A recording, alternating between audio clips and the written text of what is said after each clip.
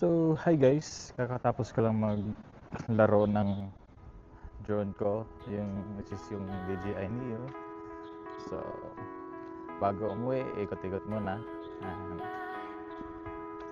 So, ayan. Sa view natin. Siguro, hindi ako nagpapalipad na sa malayo kasi nga masyadong mahangin. Bagyo nga eh.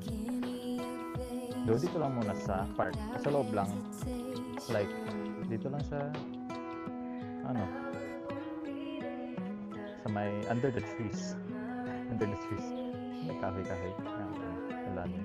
Dapat magaling ka, wag makash yung drone mo. And that's it.